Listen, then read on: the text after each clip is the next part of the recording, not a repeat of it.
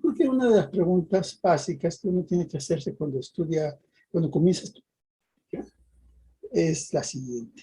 Bueno, no lógica, ahorita digamos, para no hablar exclusivamente de lógica, sino de filosofía, ¿no? Ustedes seguramente y de manera justificada, eh, cuando entran a la carrera de filosofía, y como comenté la vez anterior, muchos vienen huyendo de una forma u otra de las cuestiones formales, de matemáticas, de geometría, de física, de ese tipo de cosas en las que se requieren usar símbolos, ¿no?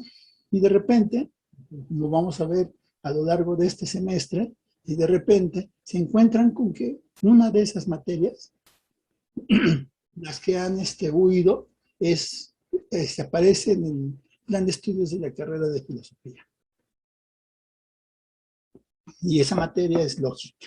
Y entonces uno se pregunta, o uno puede preguntarse con propiedad, ¿para qué la lógica? ¿Para qué lógica en filosofía, no? O una pregunta más general es, ¿para qué la lógica? ¿Para qué lógica en general? ¿Cuál es el propósito de estudiarlo? Y aun cuando podamos responder, o sea, aquí lo que voy a hacer ahorita en la exposición, voy a seguir el texto que ayer les envié, pero voy a ir haciendo muchos comentarios, o sea, no me voy a ceñir al texto, no lo voy a leer, sino que lo voy a seguir, pero agregando algunas cosas, ¿no? Bueno, para responder estas preguntas tendríamos que saber que primero qué es la lógica, ¿sí? Ese es, digamos, el primer punto que tendríamos que tener en claro, qué es la lógica. Pero cuando uno comienza a eso, uno trata de responder qué es la lógica, es fácil darse cuenta de manera rápida que no hay una sola lógica, sino que hay muchos tipos de lógica, muchos, ¿no? Y a veces uno puede confundirse cuando piensa que solo hay una lógica, o hay dos lógicas, y que todo se reduce a lógica deductiva o a lógica inductiva, cuando no es así. Hay más tipos de lógica.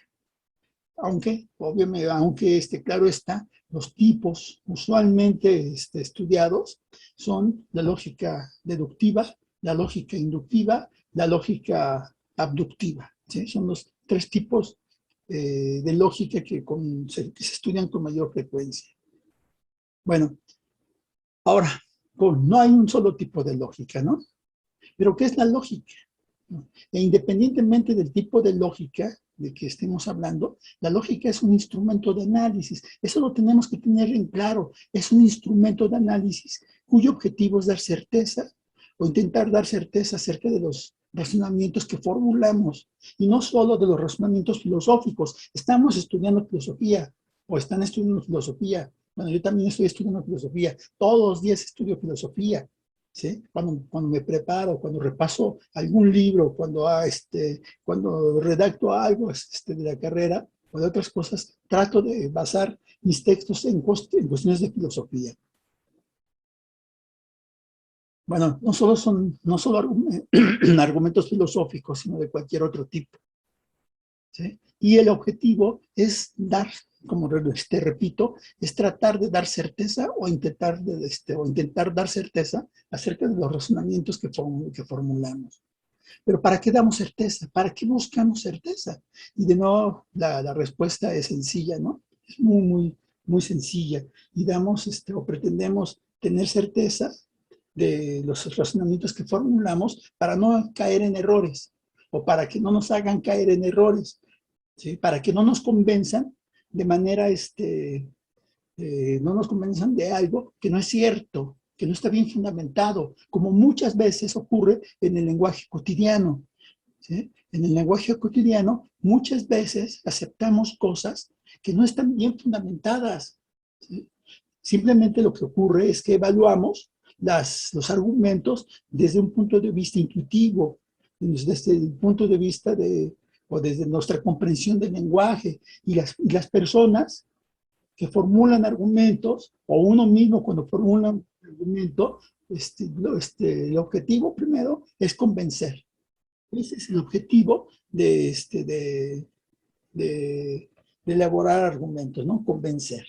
Y nos convencen las personas de diverso modo. A veces nos convencen por cuestiones súper sencillas, cosas que parecen naturales. Por ejemplo, algunas personas, imaginen ustedes, ¿no? Imaginen ustedes que se encuentran a dos ponentes en una conferencia.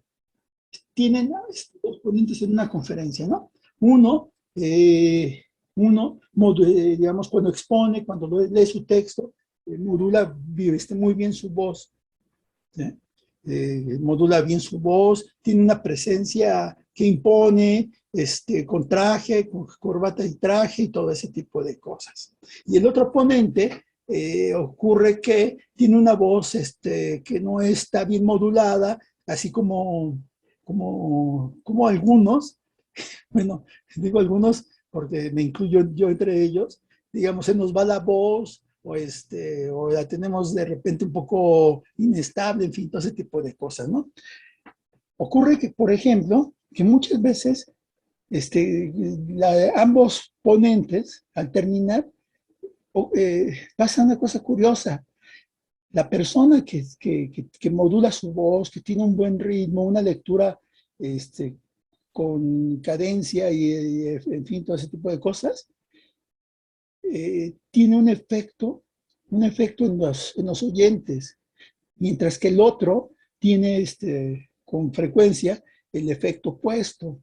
Usualmente termina convenciendo en una conferencia sobre X tema. ¿Cuál de las dos personas termina convenciendo a la audiencia? Pues el que como que se expresa mejor, ¿no? Porque da a parecer que sabe más cosas, aunque probablemente no sea así. Claro, claro, Darío, el que se expresa mejor, el que modula la voz, el que tiene más presencia, el otro, que puede tener, digamos, imaginen que vaya el otro fachoso, ¿sí? Con una chamarra de mezclilla, con una playera así de cuello redondo, medio con barba rala, medio despeinado, incluso con el cabello un poco grasoso, en fin, ese tipo de cosas, ¿no? Al final, quien va a terminar convenciendo más a la audiencia es el que tiene el otro, el que modula la voz y ese tipo de cosas, ¿no? Pero imaginen ustedes que puede, bueno, en realidad puede ocurrir que quien tiene más fundamentos en su texto, en el texto que leyó, no es el que lee bien, el que modula bien la voz, el que tiene buena presencia y que fue de traje y corbatas e incluso puede llegar perfumado y ese tipo de cosas, sino el que fundamentó mejor su texto fue la otra persona. Puede ocurrir eso perfectamente y ocurre con bastante frecuencia, ¿ok? Ocurre con bastante frecuencia. Entonces lo que pasa es que muchas veces nos convencen las personas por cuestiones ajenas al argumento mismo. Digamos, el que tenga una buena presencia es ajeno al argumento. El que Profe, modula, sí, dime. bueno, igual como, perdón, como decía igual en el texto, ¿no? De que igual a veces te convence por el elemento pues, de los sentimientos, ¿no? Que te dejan llevar por los sentimientos y pues ya eso afecta en Claro, tu modo de razonamiento. claro, por supuesto. ¿Sí? A veces, digamos, tocan una fibra sensible en tu forma de ver las cosas y entonces terminan convenciéndote, aun cuando no haya un buen fundamento para que uno termine aceptando eso, para que uno termine diciendo, esta persona está en lo correcto. ¿Sí? Ese tipo de cosas son ajenas a los argumentos mismos.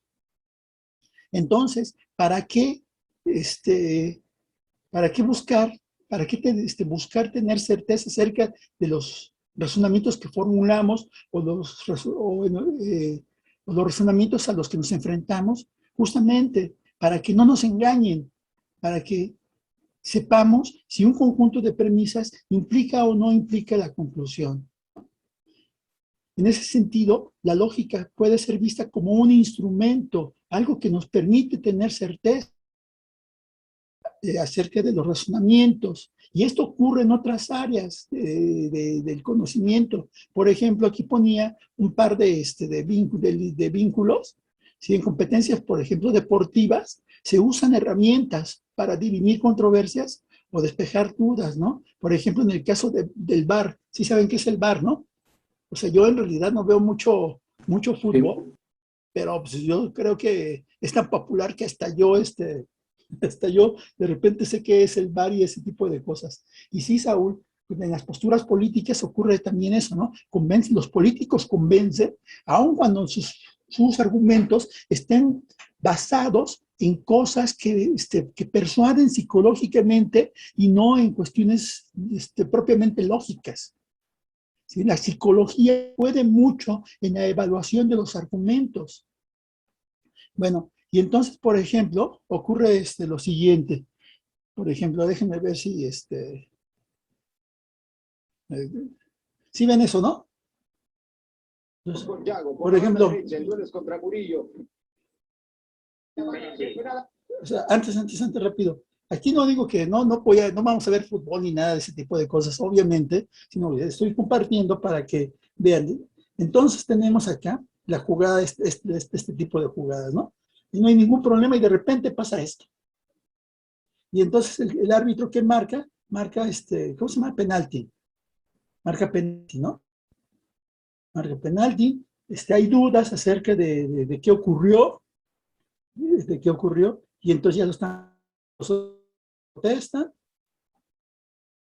¿y qué ocurre? Entonces, ocurre que llevan el caso a la revisión y más bien determinan ¿qué? ¿Qué determinan ahí? Que no es penal. Que no es penal, penal, simplemente. Cuando dejo compartir esto, tampoco me quiero clavar en este tipo de cosas. Otro caso sería el siguiente, rapidísimo. A ver si lo encuentro porque... Uy, ¿dónde está eso? ¿Dónde está eso? A ver,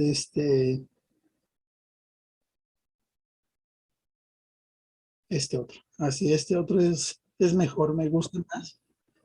Me gusta más este otro caso. Vean. Entonces, de nuevo, recurrir a herramientas, ¿no? Recurrir a herramientas. A ver.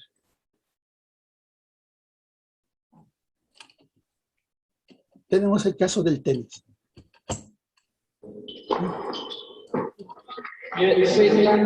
O sea, a simple vista, parece que fue una buena jugada. Vean, ¿no?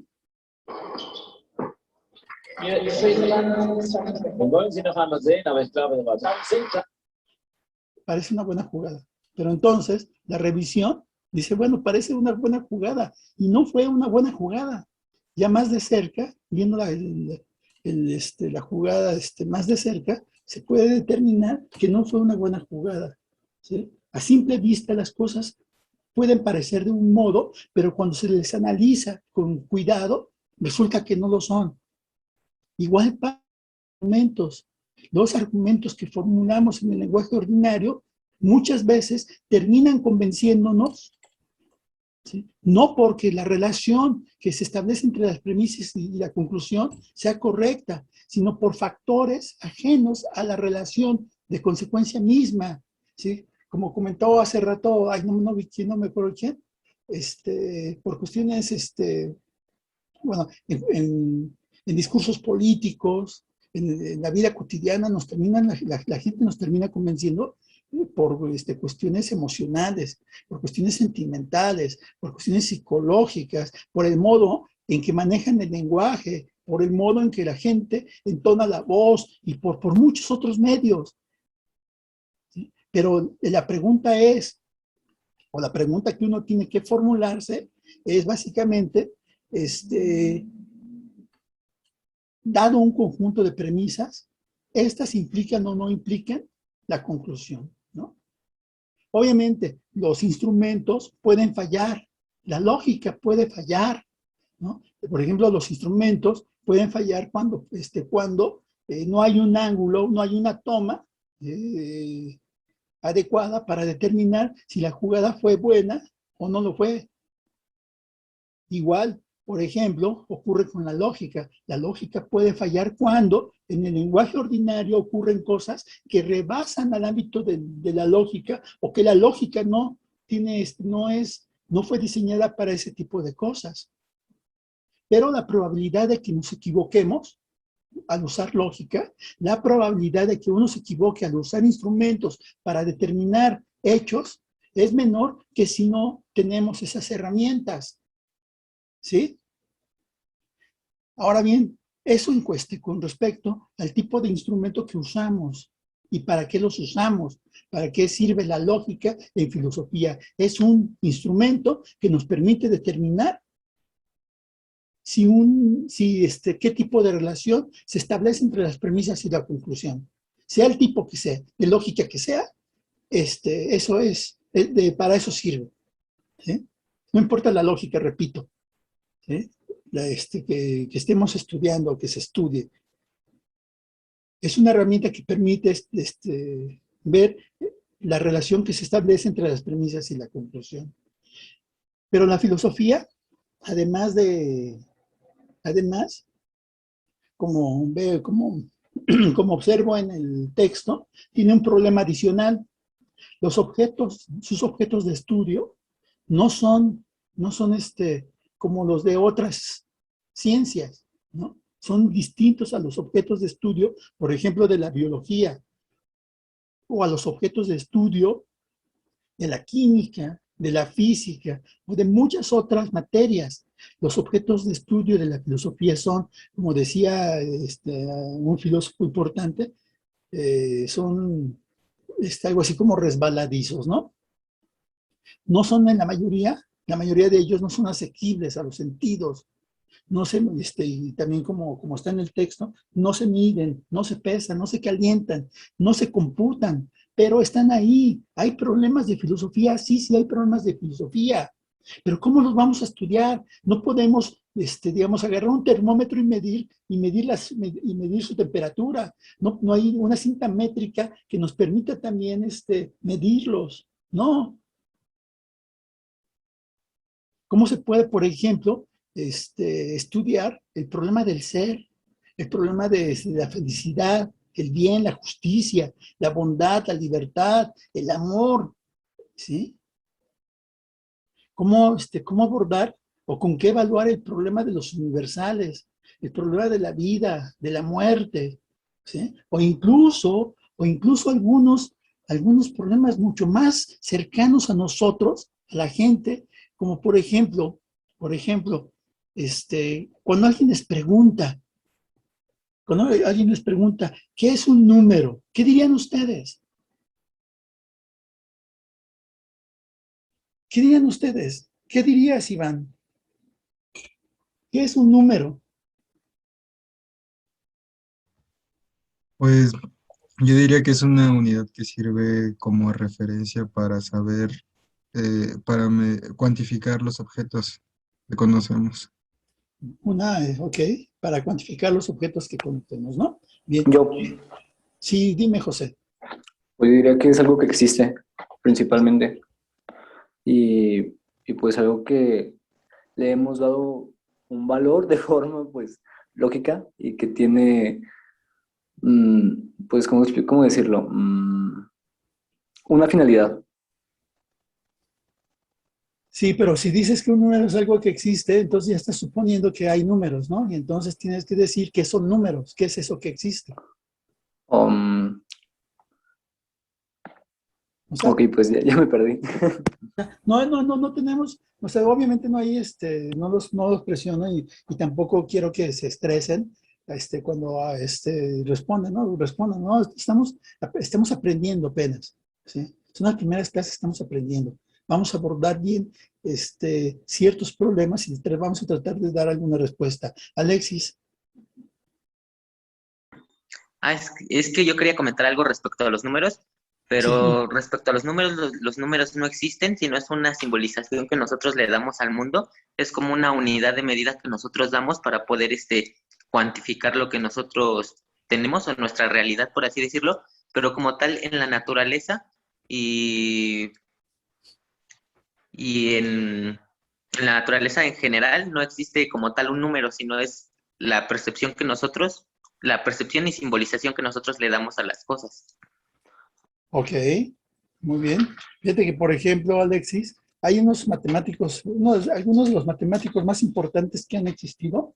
Por ejemplo, Gödel, Gödel y otro matemático, Frege, pensaban, bueno, sobre todo Gödel pensaba que los números existían, ¿no? Existían y eran tan reales como cualquier objeto que uno vea, perciba, pero que eran de otro tipo.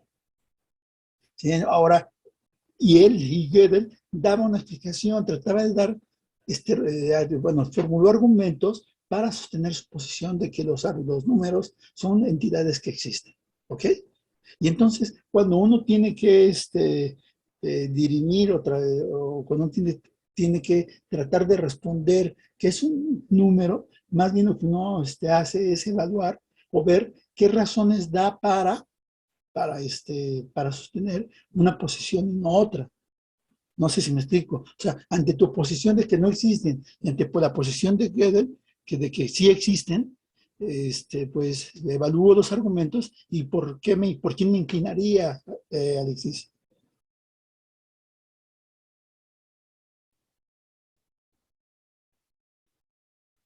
Por el que tenga premisas más sustentables.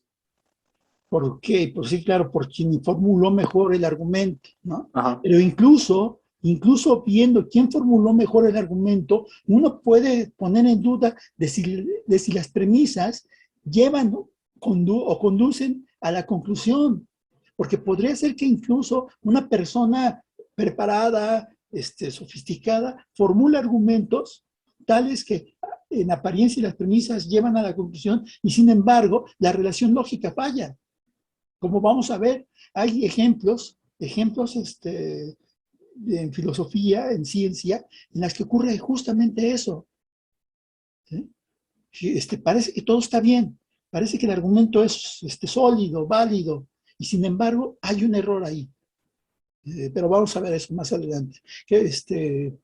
Rodolfo. Bueno, mi definición de número sería que es una cantidad determinada, Ajá. ¿no? Porque desde mi punto de vista, las magnitudes existen, pero ya la cuestión del número es una determinación misma que hace el humano. Ok. Ok. Sí, pero ahí, por ejemplo, tendríamos que ver si lo que enunciaste ahorita, Rodolfo, es un argumento o no es un argumento. No sé si me explico. O si solo son enunciados que tratan, mediante los cuales has tratado tú de explicar tu posición acerca de los números. Porque, bueno, también vamos a ver más adelante que las explicaciones no son razones. Al explicar no argumentamos, solo explicamos, aclaramos. Son dos cosas distintas. Las explicaciones no son razones, ¿sí? Pero vamos a atenderlos. Todas las dudas que vayan surgiendo, las vamos a atender y les aseguro que quien siga el curso, que quien haga las lecturas, va a avanzar mucho en el análisis de argumentos y va a tener una herramienta con la cual podrá enfrentar de mejor forma otras materias, ¿no? Y luego otras materias. Bueno, en fin. Y entonces, por ejemplo, ocurre que los objetos de la filosofía, como son todos estos que vimos, y hay muchos más, ¿sí?, no son asequibles a los sentidos.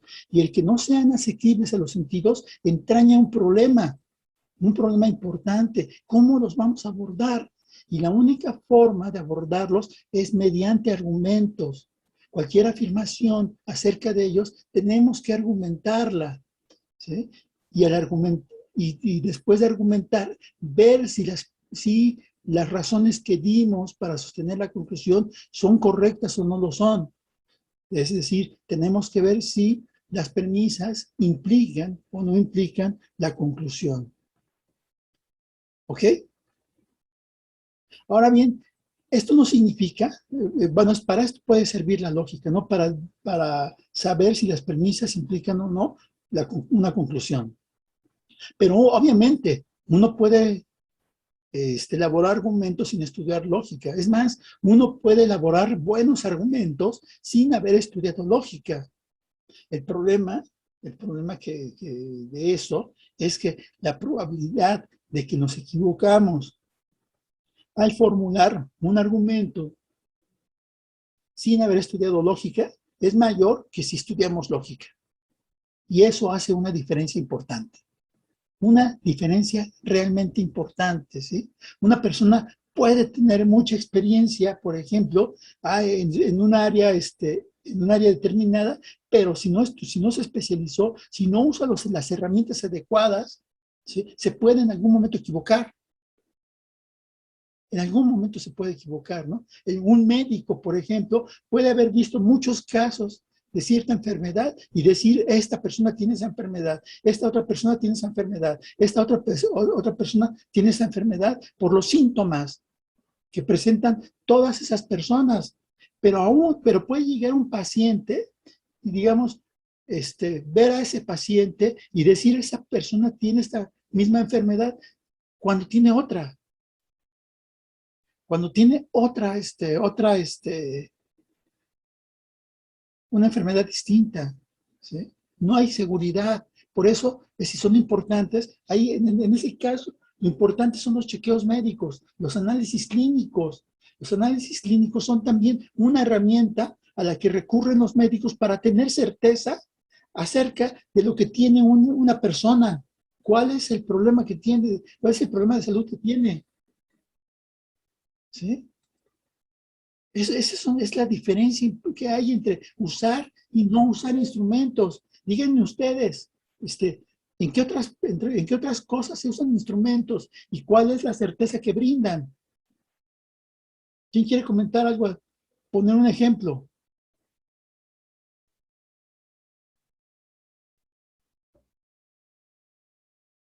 En la meteorología, En la meteorología, muy bien. ¿Cuál es el instrumento, Sandra?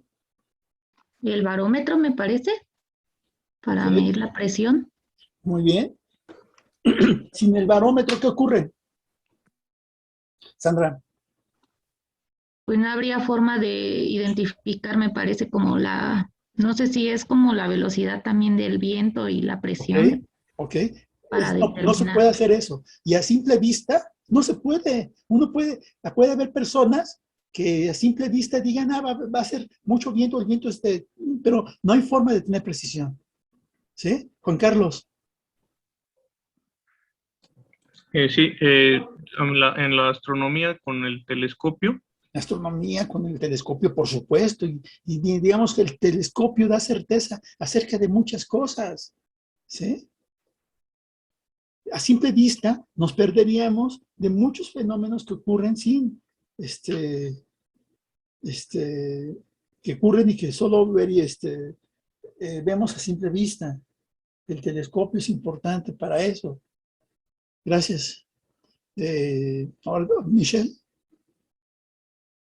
También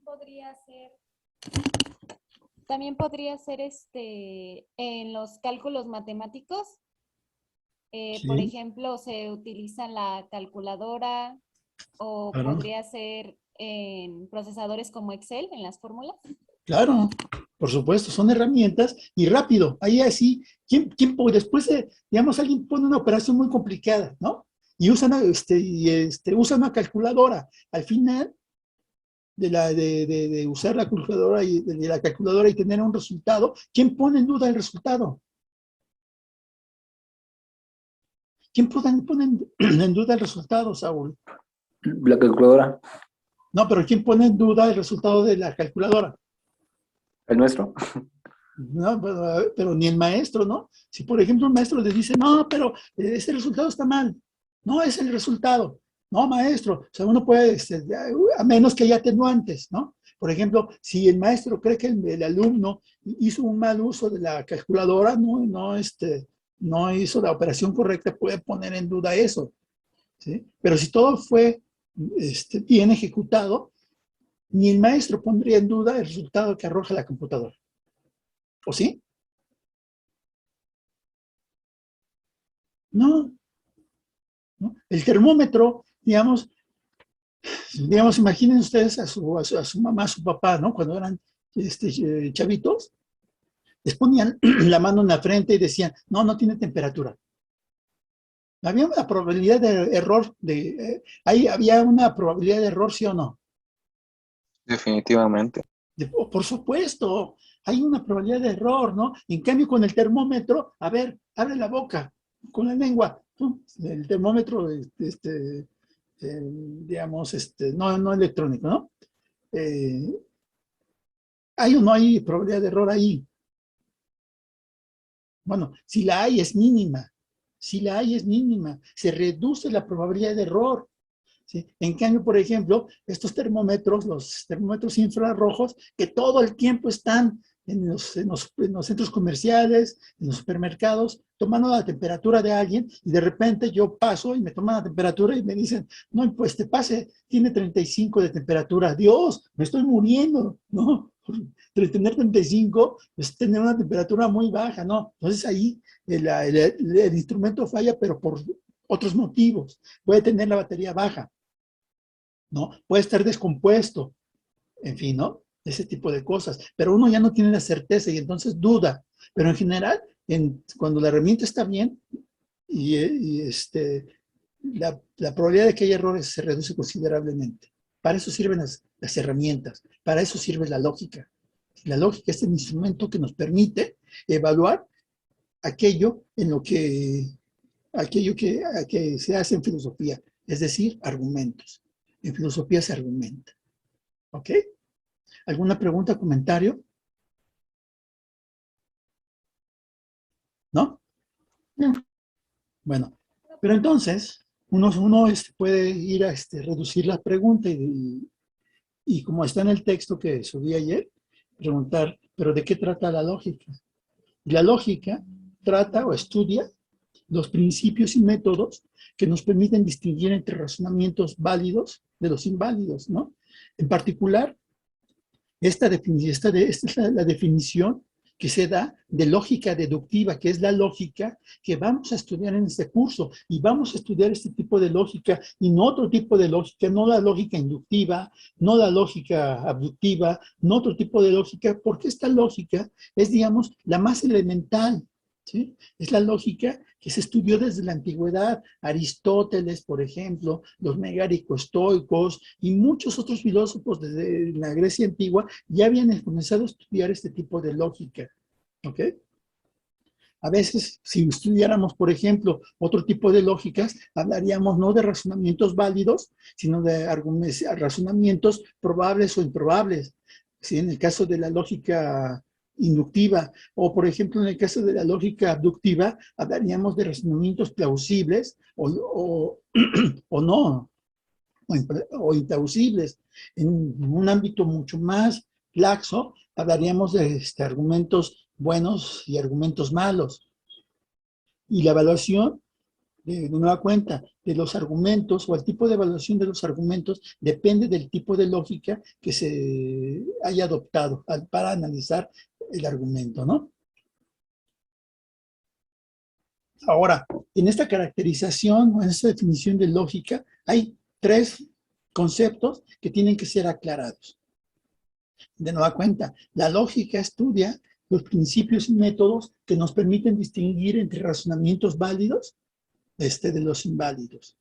En esta definición, en esta caracterización de lógica, hay cuatro conceptos que tienen que ser, digamos, aclarados. ¿Qué son los principios? ¿A qué principios nos estamos refiriendo? ¿Cuáles son los métodos de los que se está hablando? ¿Qué se va a entender por razonamiento? Obviamente ustedes tienen una noción intuitiva, una buena noción, seguramente intuitiva, una buena noción de qué es un razonamiento o argumento. Aquí voy a hablar de razonamiento y argumento de manera indistinta, ¿no? O sea, los voy a tomar como sinónimos. Y también la otra noción que tiene que ser aclarada es qué se va a entender por validez o invalidez, ¿no? Bueno, ahora bien, La primera noción que uno tiene que aclarar es la de argumento. ¿Qué es un argumento, no? Esa es la primera noción, independientemente de validez, invalidez, independientemente de los métodos, de los principios, la primera noción que tenemos que tener clara es qué es un argumento. Y un argumento, es decirlo, digamos, dicho de manera general, es un tipo particular de texto. Es un tipo particular de texto, ¿no? ¿Ok? Ahí todo se entiende. Es un tipo particular de texto. Y hay, por ejemplo, y es un tipo particular de texto, digo particular porque hay otros tipos de textos, ¿no? Hay textos narrativos, descriptivos, expositivos, dialógicos, y dependiendo del autor que esté exponiendo los tipos de texto, uno puede agregar otros, ¿sí? Pero estos, digamos, los considero, se me vinieron a la cabeza cuando estaba redactando esto, ¿no? Hace rato. Bueno, en fin. Y cualquier tipo de texto se compone de oraciones. O sea un texto argumentativo, narrativo, descriptivo, expositivo, dialógico, etcétera, se compone de oraciones, ¿no? Los componentes de los argumentos, de los textos, son oraciones.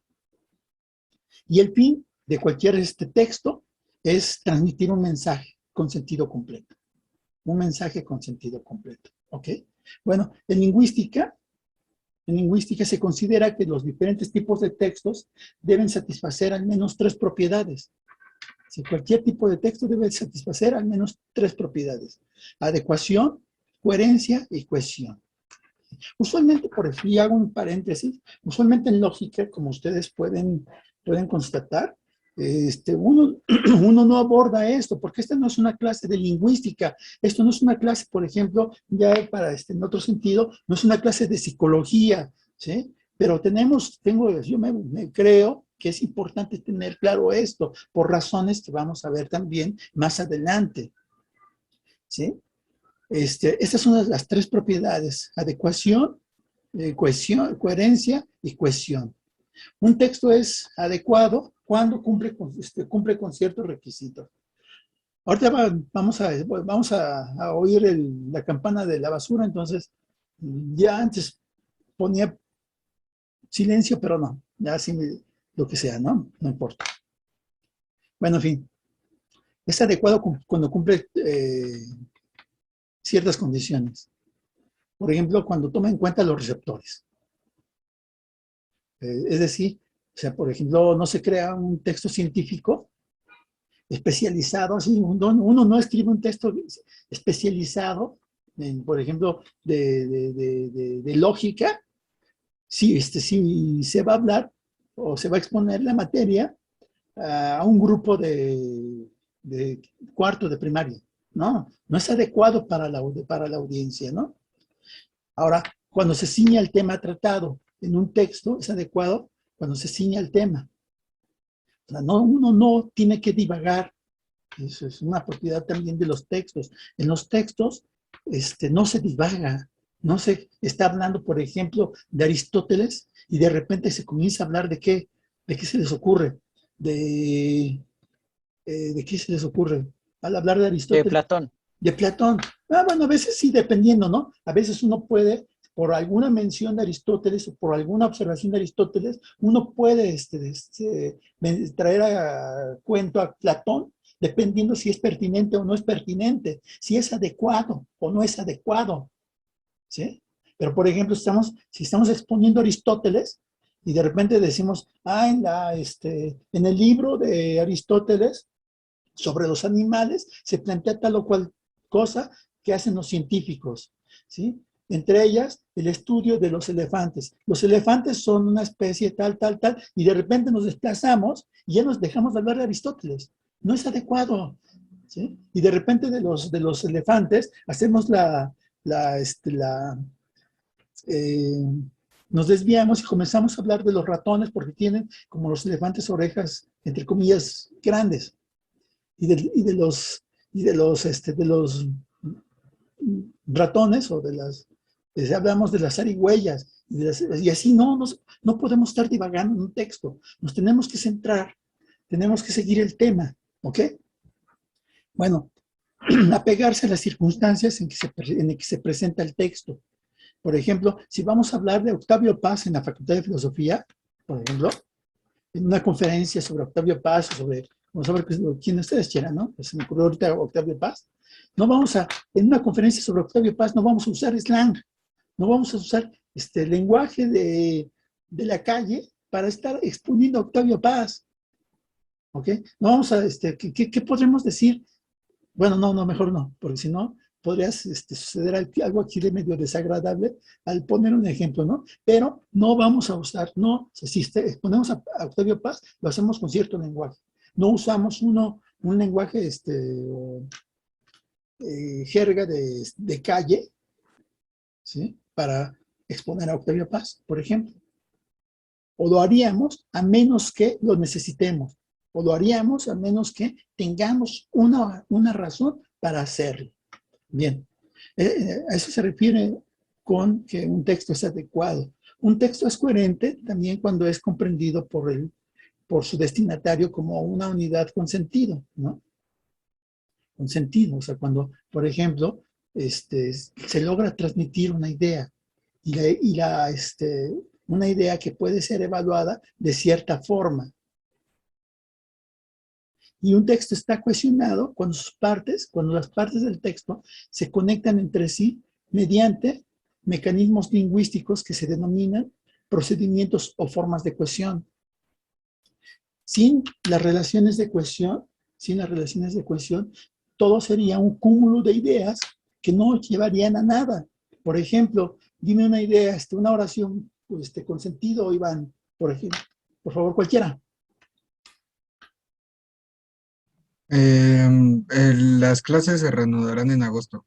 Las clases se reanudarán en agosto. Siguiente, Juan Carlos Luna.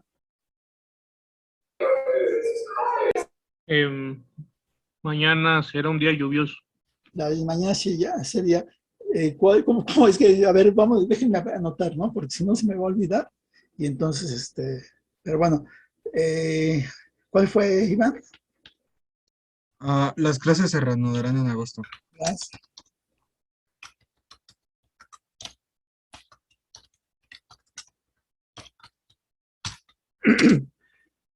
Juan. Mañana será un día lluvioso.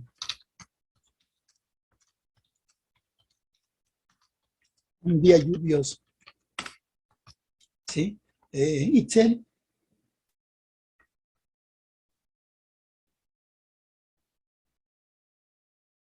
Cualquier restauración, Itzel, por favor. De cualquier cosa.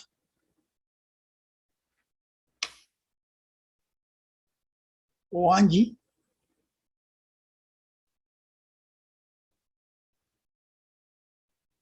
¿No?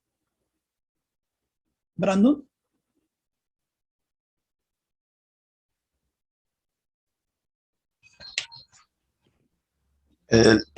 Todavía no me he bañado. Todavía no me he bañado. Ah, bueno. Todavía. Sí, unas 4 más. ¿Quién? Hoy comeré enchiladas verdes. Hoy comeré. Enchiladas verdes. Enchiladas. Por si gustan. Bien. ¿Quién más? El Eder. agua es un compuesto. ¿Cómo? El agua es un compuesto.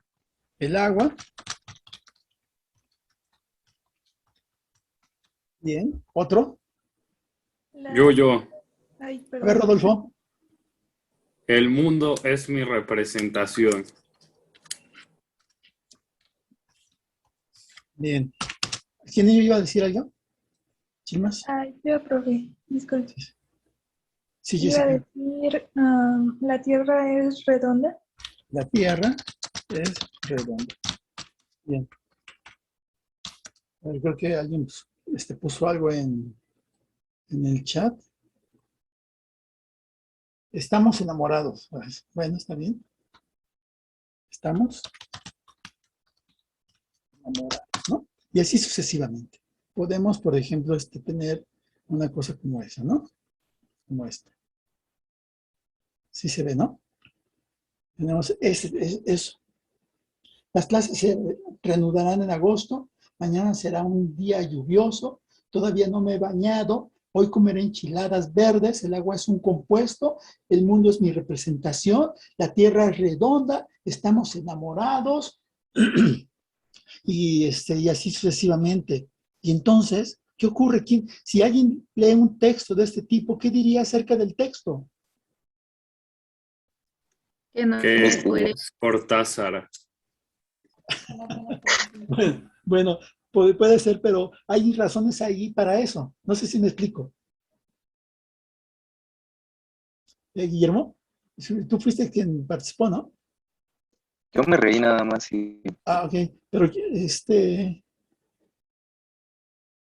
Cortázar, sí, pero ahí hay razones para ese tipo de narrativa. Todo depende de los motivos para eso, para que se construyan ese tipo de textos. Si no hay razones, ¿qué diríamos de esos? De estos textos. Es que no tiene sentido. Que no tiene sentido. ¿no tienen coherencia? No tienen coherencia, pero sobre todo, no tienen coherencia, por supuesto. Aun cuando nosotros dijéramos las clases se reanudarán en agosto, ¿eso tiene coherencia o no tiene coherencia? Sí, claro. Mañana será un día lluvioso, ¿tiene coherencia o no tiene coherencia? También. Y así sucesivamente tienen coherencia, pero no están relacionadas las oraciones, no están cohesionadas, no conforman una unidad. ¿Sí? A eso se refiere la otra propiedad de los textos. ¿Sí? De que un texto necesita estar cohesionado. Y la cohesión de los textos se logra mediante formas de cohesión que tienen que ver, por ejemplo, con una conjunción. De hecho, podemos relacionar algunas de estas oraciones de manera sencilla. Por ejemplo, podemos decir las clases se reanudarán en agosto y mañana será un día lluvioso. Bueno, uno puede dudar de que sea una buena, estén relacionadas ambas oraciones, pero tampoco son sin sentido si uno las toma así si uno dice esto. ¿Sí? Uno puede dudar de la relación, pero no deja de tener sentido. Puede ser extraño, pero quien emite una oración como esta, en el lenguaje ordinario, podría tener alguna razón para hacerlo. Aquí ya hay una relación, ya comienza a estar cuestionado. Mañana se podría decir, las clases se reanudarán en agosto, mañana será un día lluvioso, pero ¿qué? Todavía no me he bañado.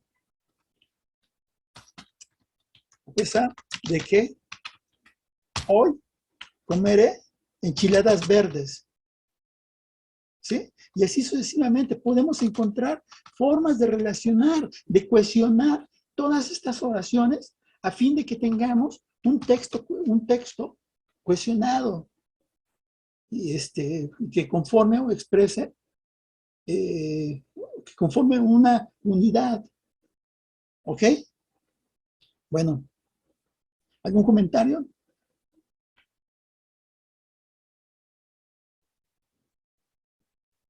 ¿No? Profe, entonces la coherencia da como resultado la cohesión, ¿no? Si no mal entiendo. Pero es que no, porque puede haber cosas coherentes, ¿sí? Que no estén cuestionadas. Por ejemplo, el texto que vimos ahorita, lo que escribimos ahorita entre todos, bueno, entre ustedes, ¿qué ocurre con eso? ¿Está cohesionado pero no tiene coherencia? Bueno, vean ahorita, rápido. A ver si tengo que compartir. Uy, si me hago bolas aquí. Esta, ¿no? ¿Sí? ¿Qué ocurre con esto? Como estaba al inicio. Ay, no, sí. ¿Cómo estaba esto? ¿Qué ocurre con eso? Pues no hay coherencia ni cohesión. No, hay coherencia en cada uno de los enunciados, sin embargo, no hay cohesión porque no están relacionados entre sí. Muy bien, Saúl. Muy bien. Sí, muy bien. Hay no es un texto cohesionado, aunque hay coherencia, ¿no? En cada uno de los enunciados. ¿Quién, por ejemplo, es más, ustedes pueden formular una cosa como esta, y en un cierto contexto tener tener sentido, ¿ok?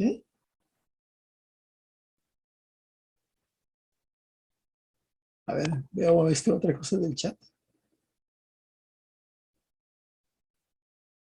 Ok, ahorita vamos a ver más cosas, ¿no? Pero esto es lo que quiero por el momento que entiendan es esto, nada más. Un texto es coherente cuando es comprendido por su destinatario como una unidad con sentido, ¿sí? Como una unidad con sentido. Pero aquí, por ejemplo, los dos requisitos, adecuación y coherencia, tienen que ver con cuestiones pragmáticas, con cuestiones prácticas, con principios que, bueno, entre comillas, con principios que gobiernan nuestros intercambios de lenguaje. La cohesión tiene que ver con cuestiones, con otro tipo de cuestiones, con cuestiones lingüísticas. Vamos a ver uno de los ejemplos que propuse en el texto, ¿no? En el texto que subí ayer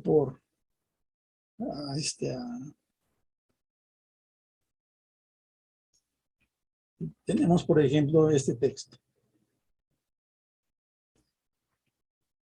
¿Quién quiere leerlo?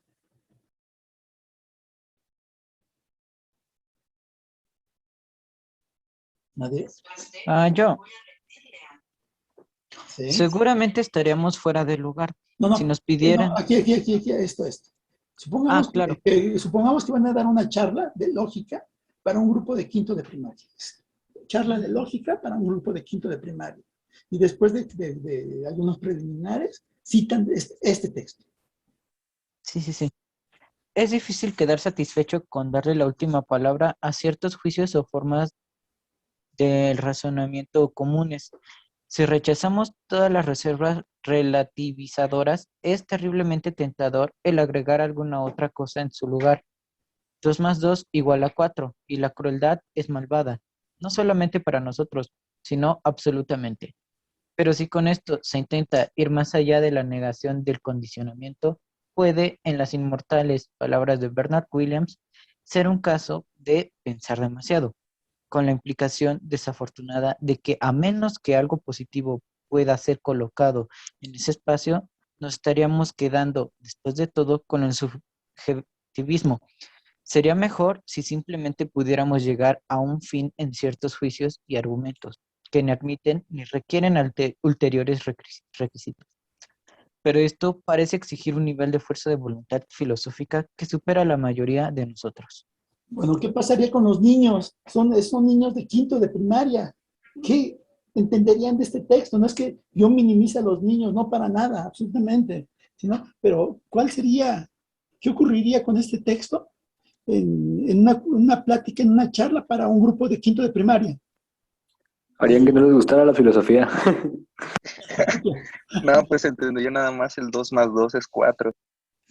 ¿Cómo?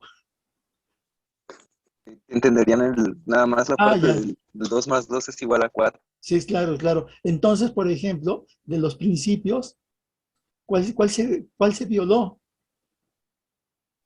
La cohesión. Primero no La es adecuación, ¿no? Porque primero no es adecuado. Sí, claro, la adecuación no es adecuado. No tomó en cuenta a los receptores. Al menos con eso, no, ya no se cumplió esto, no es adecuado. Pero ¿es coherente? Sí, claro que es coherente. ¿Está cuestionado? Por supuesto que está cuestionado. Es coherente, pero no es adecuado. ¿Ok? Ahora bien, tengamos ahora este otro texto. ¿Qué ocurre con este otro texto?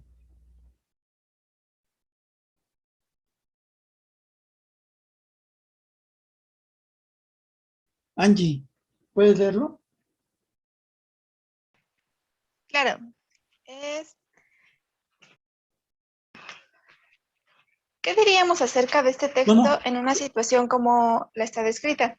No, Probablemente solo esto que ¿Perdón? está en amarillo, solo que está en amarillo. ¿Ah, en amarillo?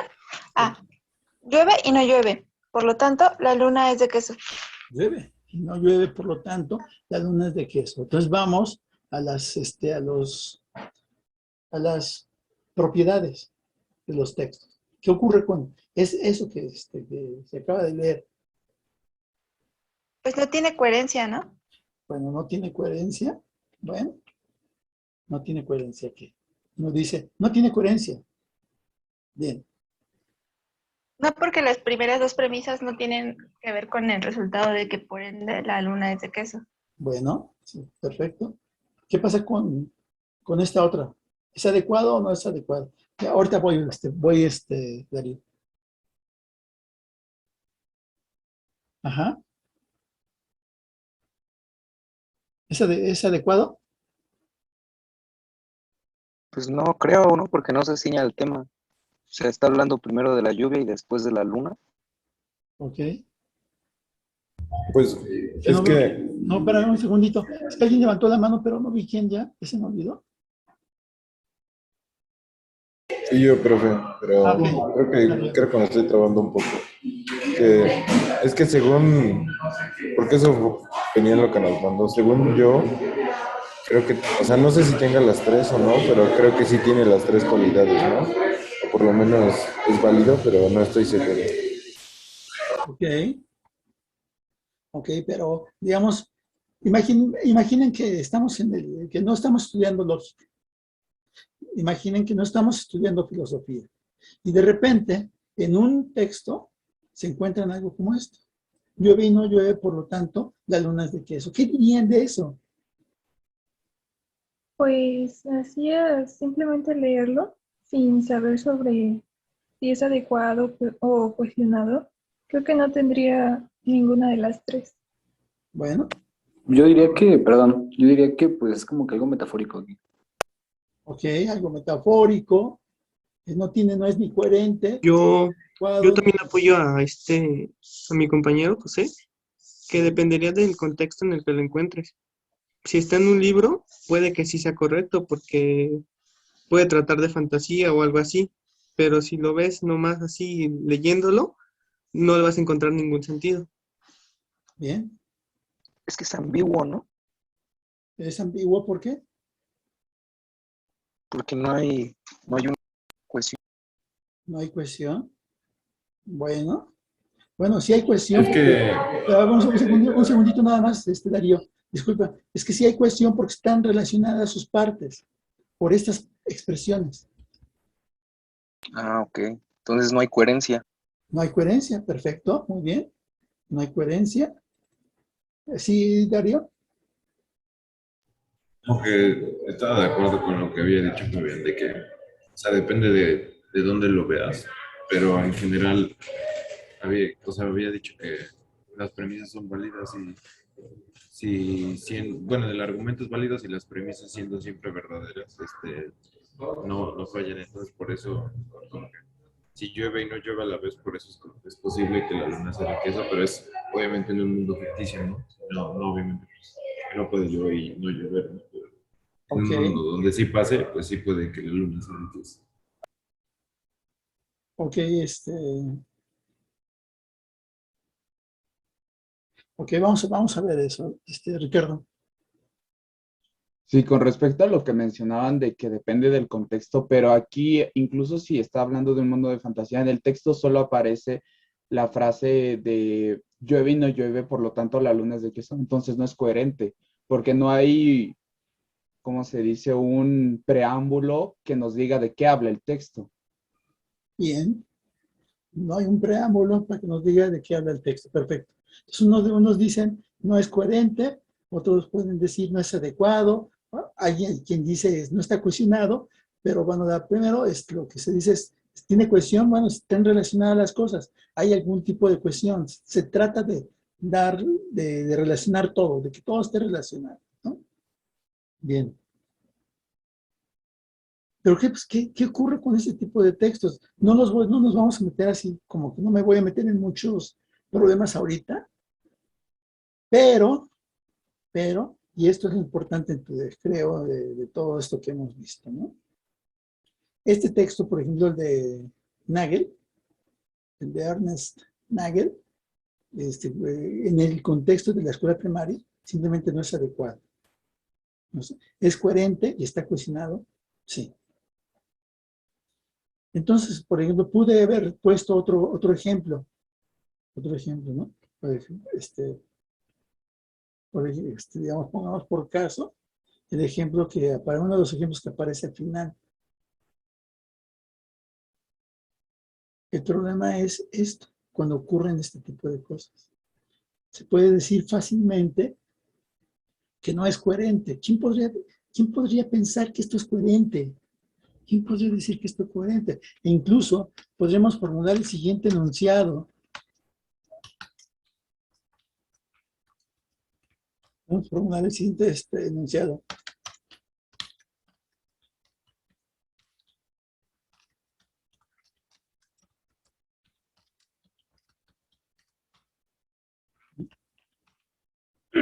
¿Y qué se diría de un enunciado como este?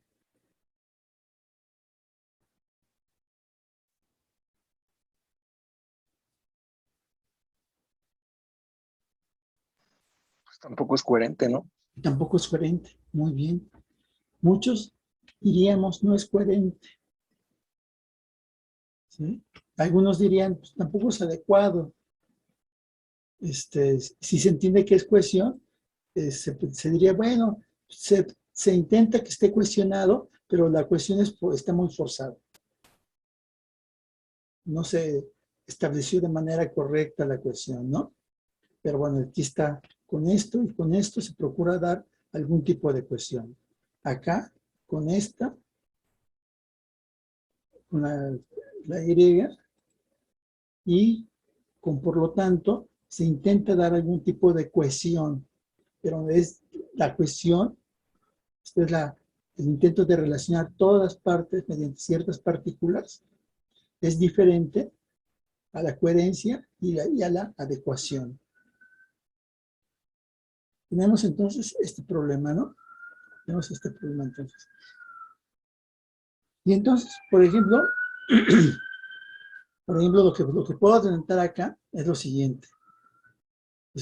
Estas dos características, la adecuación y la coherencia, tienen que ver con aspectos o con principios que gobiernan nuestros intercambios de lenguaje. Esto es, tiene que ver con cuestiones pragmáticas, con cuestiones prácticas, con la forma en que nosotros comprendemos y usamos el lenguaje.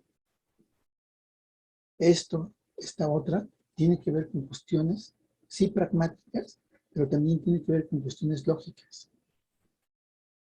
Que va a hacer toda la diferencia. Un texto puede estar bien cohesionado y no cumplir con estas dos características, y sin embargo ser lógicamente correcto, ser lógicamente válido, ¿no?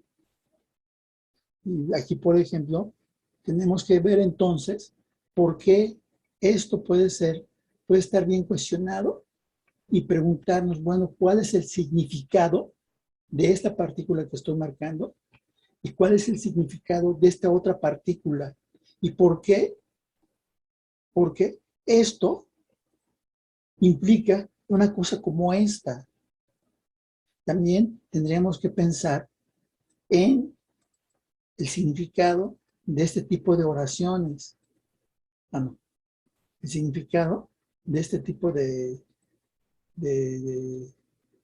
¿Nexos? De nexos, de partículas, de nexos, que bueno, en términos generales todos estos son conjunciones, ¿no? Pero aquí en lógica, esta es una conjunción y esto es un condicional. Ambos son nexos, conectan oraciones con oraciones, pero la relación que se establece aquí mediante la conjunción es diferente a la relación que se establece aquí mediante el sí entonces. Y el sí entonces establece una relación distinta en términos lógicos de la relación que se establece con por lo tanto. Pero aquí se intentó establecer hacer de cohesionar de una forma u otra las distintas oraciones, pero desde un punto de vista práctico, cualquier persona diría, pues no tiene sentido. ¿Cuál sentido va a tener que si Australia está en Europa, el mar es salado? ¿Cómo se relaciona que Australia esté en Europa, del mar es salado? De hecho, algunos dirían, ¿cómo fue que el mar es salado? Viene de que Australia está en Europa. Muchos dicen, eso no tiene sentido. ¿Qué sentido va a tener? Como dice Angie, sí, se necesita, para admitirlo, algunos necesitarían contexto. Para admitirlo, algunos necesitarían contexto, ¿sí? Pero para admitirlo en estos ámbitos, para decir, es coherente en este ámbito y es adecuado en este otro ámbito, ¿sí? Pero independientemente del ámbito en que los textos se formulen, ¿sí? Son textos cuestionados y son cuestionados mediante partículas o relaciones que conectan oraciones con oraciones. Partículas que conectan oraciones con oraciones. ¿De acuerdo? Ahora, no solo los textos tienen estas características, estas propiedades: adecuación, coherencia y cohesión. Hay distintos tipos de textos. ¿Sí? Hay tipos de textos narrativos, descriptivos, expositivos, dialógicos y argumentativos. Y ustedes ya, como están viendo, como pueden leer en el texto que subí ayer, los narrativos cuentan sucesos que ocurren a los personajes. Aquí está horrible la redacción. Lo voy a marcar para enviarla después. Cuentan sucesos que ocurren a los personajes. En un momento determinado, por ejemplo, este tipo de textos se da mucho en las novelas, en cuentos, en fábulas, en las noticias, en crónicas, pero en filosofía, no sé, no ocurre mucho esto, ¿no? A menos que, de nueva cuenta, a menos que haya un motivo para hacerlo, para narrar algo en un texto de filosofía, o para narrar algo en un texto científico, pero si no se requiere, simplemente no estamos aquí. También hay textos descriptivos, presentan objetos, personas, animales, ambientes, sentimientos, y su intención de los textos descriptivos es atribuir características, nada más, ¿no? Una persona es alta, morena, de ojos cafés y cejas tupidas, cabello largo, por ejemplo, ese tipo de cosas, ¿no? Los expositivos proporcionan información sobre un tema determinado en forma clara y ordenada, ¿no? Son tipos de textos. Los dialógicos intervienen más de dos personas y por turnos asumen los papeles de emisor y receptor. Y los argumentativos, su objetivo es convencer o persuadir, dar sustento a una afirmación a través de otras afirmaciones. Bueno, tenemos entonces las propiedades. Son cosas muy generales que tienen que ver con características de cualquier texto, ¿sí? Bueno, de esas propiedades, estas propiedades se pretende que en general las cumplan los narrativos, los descriptivos, expositivos, dialógicos, argumentativos. Hay más tipos de textos, sí, pero bueno, eso ahorita no nos tiene que interesar, ¿no? Ahora bien, de todos estos tipos de textos, los que importan a la lógica son estos. Son precisamente los argumentativos. Y los argumentativos, el objetivo es convencer o persuadir, dar sustento a una afirmación a través de otras afirmaciones. Convencer o persuadir, y eso es importante. Es importante eso, ¿no? pero de nueva cuenta, muchas veces nos pueden convencer, muchas veces nos pueden persuadir, pero que nos convenzan o nos persuadan no significa que los argumentos que los argumentos, las premisas dan buen sustento a la conclusión. Ocurre muchas veces una cosa totalmente distinta.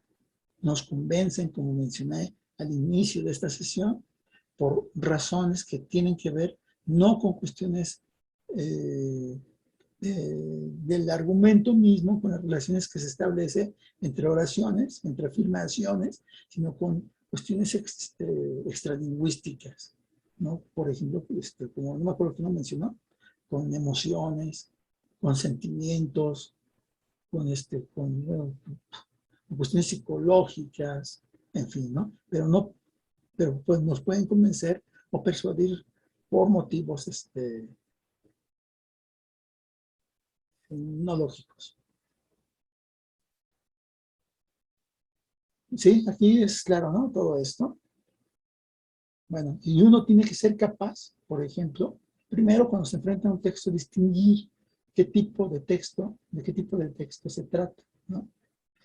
También uno tiene que ser capaz de distinguir las distintas propiedades que tienen los textos, adecuación, coherencia, cohesión, si son o no apropiados a la situación, si las oraciones conforman una unidad con sentido y si los textos las oraciones de los textos están relacionadas mediante partículas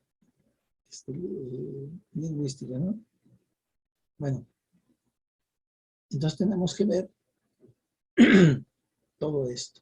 Pero también hay, por ejemplo, los textos dialógicos. A ver si ya lo vimos. Bueno, la idea aquí, por ejemplo, es que en general no hay textos puros, ¿no? No hay textos puros. Esto es, textos que solo sean dialógicos, o argumentativos, o expositivos, o descriptivos, narrativos. No, en general hay mezclas, hay mezcla de todo eso. De hecho, por ejemplo, podemos encontrar en los diálogos de Platón, ¿cuáles serían los tipos de textos a los que se recurre en los diálogos de Platón?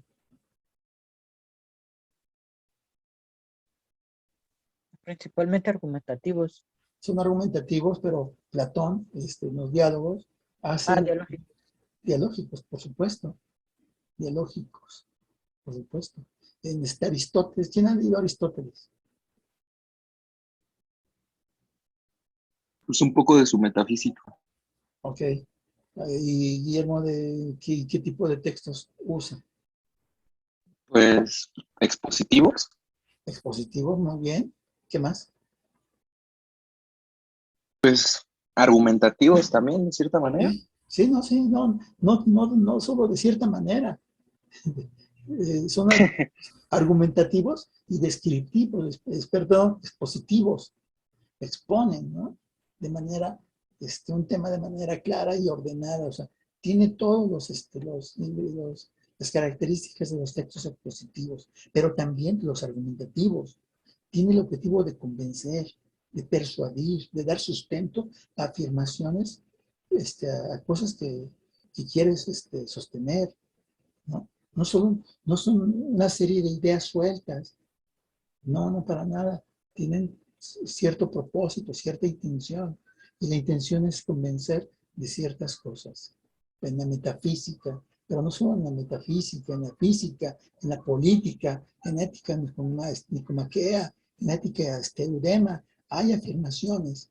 Las afirmaciones las trata de sustentar con otras afirmaciones, y a veces para que las personas acepten las afirmaciones mediante las cuales trata de sustentar otras afirmaciones, lo que por ejemplo hace Aristóteles es exponer las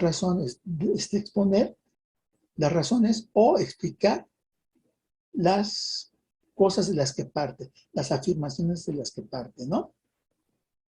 Eso es lo que ocurre. Pero a lógico independientemente del tipo de textos, al lógico no le interesa mucho si los diálogos, si hay diálogos o no hay diálogos. Lo que le importa al lógico es encontrar los argumentos en un texto, sea dialógico, expositivo, descriptivo, incluso narrativo, si hay o no hay argumentos, ¿no? Y aclarar y decir qué cosas sí forman parte del argumento y qué cosas no forman parte del argumento. Y eso es, digamos, lo complicado de todo esto. Dado un texto, por ejemplo, de Hegel, de Marx, no sé, de Schopenhauer, de Heidegger, de Sartre, encontrar el argumento puede ser fastidioso, puede ser complicado. Y entonces lo que uno hace muchas veces cuando lee un texto de un filósofo es simplemente leer o abordar esos textos como si fueran literatura. O sea, uno comienza a leer. O sea, ¿qué libros les han dejado, por cierto? Ahorita regreso a compartir, pero... El Fedón, les han Menón, el Teto, el Fedón, la Ilíada, la Odisea. La Ilíada, la Odisea. A ver, un segundito, ¿no? Déjenme ver una cosa rápida. El Menón, ok, por ejemplo, abrimos el texto, ¿no? A ver, ¿dónde está el Menón? Aquí está el Menón. Y entonces lo que ocurre, el Menón tiene ¿cuántas páginas? Bueno, en la edición que yo empleo, que es esta, bueno, se ve ahí, ¿no? Ahí se ve. El Menón es de Gredos, es una edición chiquita, de Gredos. Entonces, por ejemplo, uno comienza con el Menón, diciendo, Menón, ¿me puedes decir, Sócrates, ¿es enseñable la virtud o no es enseñable, sino que solo se alcanza con la práctica? O ni se alcanza con la práctica ni puede aprenderse, sino que se da en los hombres naturalmente o de algún otro modo, ¿no? Esto así inicia. Entonces uno a veces comienza a leer este tipo de textos como si fuera literatura, como si estuviéramos leyendo una novela, tratando de comprender las ideas generales, cuando lo que uno tiene que encontrar siempre son las premisas, la conclusión, aquello que quiere sostener el autor y aquello que quiere rechazar, y cómo sostiene, o a partir de qué cosas sostiene aquello a lo que quiere llegar. Eso es lo que tienen que buscar ustedes al abordar un texto como el Menón o cualquier otro. ¿Qué otro me dijeron? ¿El Menón y qué más? el Fedón. El Fedón. El Fedón. Bueno, el Fedón creo que no lo tengo aquí a la mano. No lo tengo a la mano. Ok, lo mismo con el Fedón. ¿Qué es? Pregunten, formúlense ustedes la pregunta. ¿Qué quiere sostener Platón? ¿Sí? ¿A qué quiere llegar? ¿De acuerdo? Y una vez que ustedes determinen con precisión a qué quiere llegar el autor, formulen otra pregunta. ¿Qué razones da para llegar a esto? ¿De acuerdo? Y entonces, cuando uno comienza a hacer ese tipo de reflexión, no importa si está dialogando Menón o Sócrates, no importa si de repente interviene otro filósofo, por ejemplo, el esclavo, después, para ver lo del cuadrado, que es una parte increíble esa. En fin, no importa.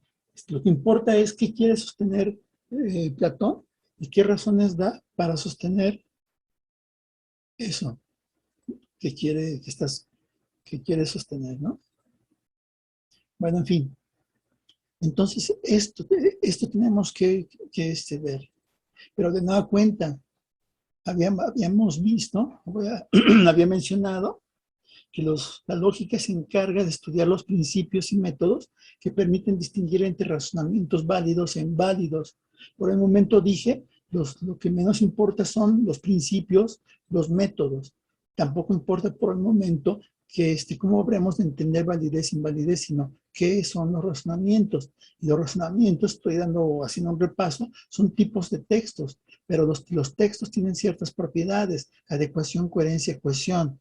Y una vez que hemos visto, podemos ver que puede haber textos que no son adecuados para ciertas circunstancias, o otros textos que pueden parecer que son coherentes, pero no son adecuados, ¿ok? Y otros textos que pueden parecer incoherentes, no ser adecuados, pero sí estar cuestionados. Y aquí marco esto en rojo porque la cuestión va a ser importante en todo esto. Estos dos textos, por ejemplo, están cuestionados, sí están cuestionados, pero parece que no son coherentes. Y además, salvo que la circunstancia nos indique lo contrario, no son adecuados. ¿Y qué diría la lógica, no? Bueno, la lógica se pronuncia obviamente con respecto a este tipo de textos. Se pronuncia con respecto a este tipo de textos. Bueno, en fin. Eso con respecto a las características, y después vienen los tipos, que son narrativos, descriptivos, expositivos, argumentativos, ¿no? Bueno, y entonces, por ejemplo, bueno, ya a la lógica solo importan estos, y nos encontramos con un texto de este tipo. Con un texto de este tipo, ¿no? Vamos a ver, con uno. ¿Quién quiere leer este? Yo, profe. Sale, muy bien. El farol está encima de un tocón, oxidado, sucio de grasa, con el tubo roto y manchado de barro, y uno de los lados tiznados de hollín arroja una luz débil y cálida sobre los cabilletes y las tablas y la tierra adyacente. Encima del oscuro suelo, las virutas parecen borrones de color pálido, suave, pintados al azar en un lienzo negro. Las tablas parecen largos y pulidos andrajos desgarrados de la chata oscuridad y puestos al revés. Cash se afanaba junto a los cabilletes, va y viene, levanta y coloca las tablas que producen largas reverberaciones restallantes en el aire muerto, igual que si estuviera levantándolas y luego dejándolas caer al fondo de un pozo invisible, donde cesan los sonidos sin desaparecer del todo, como si algún movimiento los desalojara del aire inmediato con reverberaciones repetidas. Vuelve a cerrar. Su codo relampaguea lentamente. Una fina hebra de fuego recorre los dientes de sierra, se pierde y se recupera en cada uno de los extremos, con cada golpe en continua prolongación. De modo que la sierra parece que mide 2 metros de largo, al entrar y salir de la silueta miserable e inútil del padre. Dame esa tabla, dice Cash. No, la otra. Deja la sierra y va y coge la tabla que quiere, borrando a padre con el alargado resplandor oscilante de la tabla equilibrada. Gracias. ¿Qué tipo de texto es? ¿Conforma eso? ¿Narrativo? Ok, está narrativo. Sí. Descriptivo igual. Descriptivo. Narrativo, descriptivo, muy bien. ¿Qué más? Dialógico, ¿no? Dialógico, perfecto. Perfecto. Muy bien, José. ¿Quién más? ¿O qué más? ¿Es expositivo? Sí, ¿no? ¿Por qué? Porque está hablando de un tema determinado. O sea, está intentando exponer. Pero está exponiendo. Está narrando los sucesos. Ah, te lo estoy narrando, más no exponiendo. Claro, claro. Ah, ok. Está narrando, describe, pero además hay diálogos, ¿no? Tenemos estos tres tipos de texto en este parrafito, en este par de párrafos de la novela de Faulkner, que se llama Mientras agonizo, ¿no? Bueno, pero entonces, por ejemplo, cuando vemos que no es un texto argumentativo, sencillamente no es un texto del que se tenga que hacer cargo la lógica. Como lógicos, como filósofos, pues a menos que tengamos algún motivo para analizar esto, pues en realidad no es de nuestro interés. ¿Sí? Bueno, Siguiente. Ahí este está un poco más largo. A ver, ¿Quién quiere leer? Yo. Sale. ¿Desde dónde, perdón? Desde aquí. Ok. El término afinación se usa en este manual representando una combinación de funcionamientos individuales en lugar de un procedimiento específico. Si desde que el vehículo es nuevo, se sigue el horario del mantenimiento de la rutina estrictamente y se hacen los chequeos frecuentes de los niveles de los fluidos y artículos de alto desgaste, como se sugirió por todas las partes de este manual, el motor se mantendría en relativamente buenas condiciones de funcionamiento y la necesidad de trabajo adicional se reducirá. Más probable que no, siempre habrá tiempos cuando el motor correrá pobremente debido a la falta de mantenimiento regular. Esto es más probable si un vehículo que se ha comprado usado que no ha recibido mantenimiento regular. En tales casos, una afinación del motor será requerida fuera de los intervalos del mantenimiento de las rutinas regulares. El primer paso en cualquier diagnóstico de afinación para ayudar al funcionamiento del motor sería una verificación de los cilindros. Un chequeo de la compresión del motor nos dará información valiosa con respecto a la condición del motor, de los muchos componentes interiores, y se debe usar como una base para la afinación y procedimientos de la reparación. Si, por ejemplo, el chequeo de la compresión indica indica desgaste serio en el interior del motor, una afinación convencional no mejorará el funcionamiento del motor y sería una pérdida de tiempo y dinero.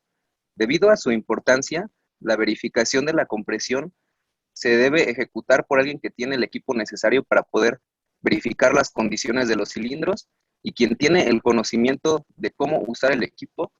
Se puede hallar en el capítulo 2 de este manual una información más amplia de cómo hacer una Compresión. compresión, perdón. Está bien. ¿Qué tipo de texto es? Regresamos entonces a nuestros tipos de textos.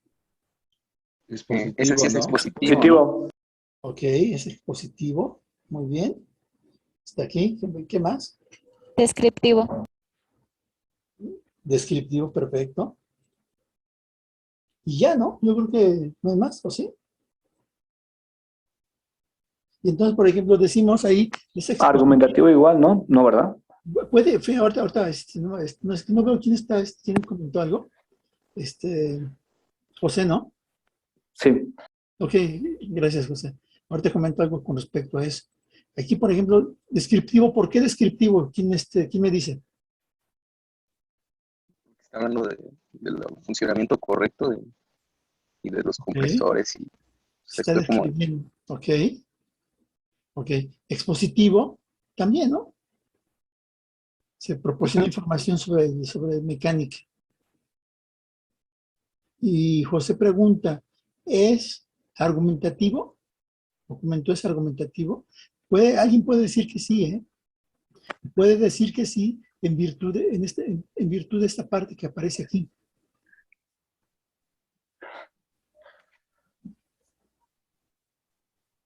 ¿Sí? En algún momento vamos a ver que esto siendo un condicional, no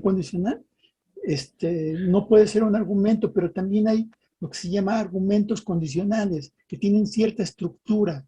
¿Sí? A partir de un condicional del sí, entonces, se puede, uno tiene que ver cuáles son las consecuencias y si esas consecuencias aparecen en el mismo texto. Es decir, aquí hay se enuncian varios hechos. Dice, si desde que el vehículo es nuevo, se sigue el horario, el mantenimiento de la rutina estrictamente y se hacen los chequeos frecuentes de los niveles de los fluidos y artículos de alto desgaste, como se sugirió por todas partes de este manual, si se sigue todo esto, si se da todo esto, ¿qué se tiene que dar? Son las premisas. El y motor pues, se mantendría en relativamente buenas condiciones. Claro, por supuesto. Ahí por eso lo que les comento, esto es lo que se conoce como un razonamiento condicional. ¿Ok? O sea, no se presenta estrictamente como un razonamiento, pero sí hay una forma argumentativa que se basa en esta estructura. Y vamos a ver después, en clases posteriores, ejemplos de este tipo de argumentos, ¿no? Pero ejemplos en el ámbito de la filosofía. ¿De acuerdo? Pero sí, entonces hay, puede ser un texto descriptivo, expositivo y argumentativo. Y siempre que uno dice, este texto tiene tales, es de ciertos tipos, o en este texto encuentro estos tipos de, en este texto encuentro aquellos tipos de texto, tengo que decir por qué, ¿no? ¿Sí me explico? Y entonces, por ejemplo, aquí abajo, el ejercicio podría, ¿qué dijimos que era? ¿Era qué? Expositivo, argumentativo y descriptivo.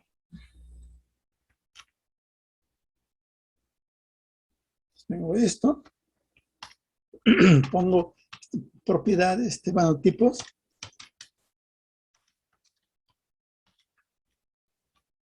Y decir por qué. ¿Por qué es descriptivo?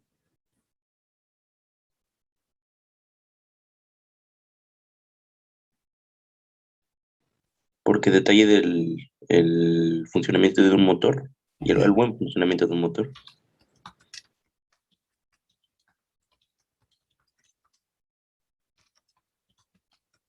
¿Sí? Por ejemplo, acá. ¿Qué más? Expositivos, ¿por qué? Porque expone los elementos para que el motor esté en buenas condiciones.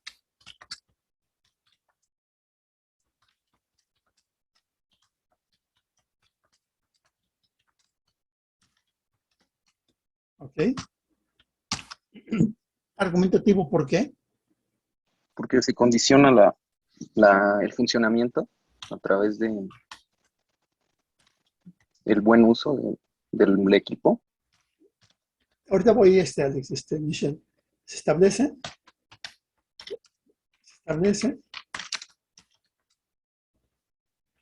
Oh, aquí me está.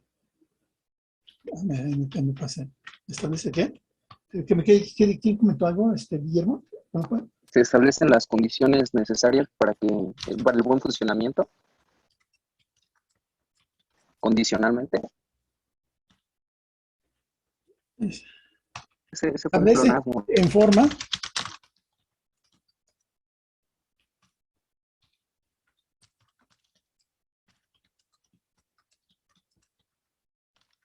¿Para que el motor qué?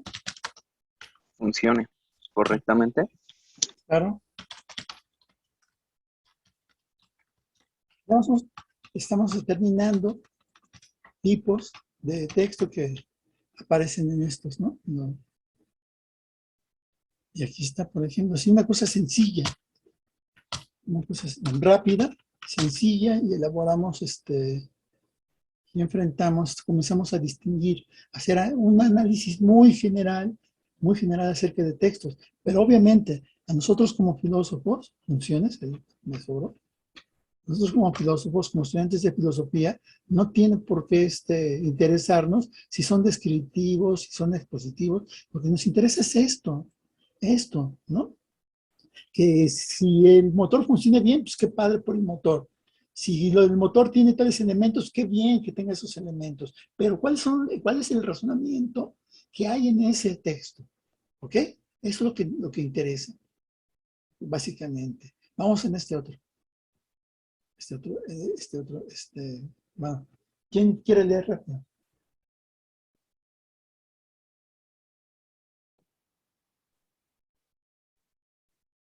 ¿Nadie?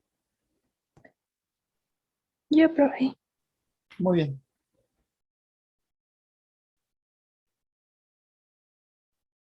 A ver, voy a aumentar esto. Ahí está.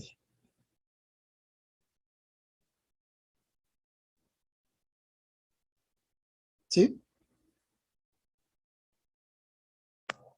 Si quiere yo leo. Pero no vi quién quería leer. Perdón, ahorita, José.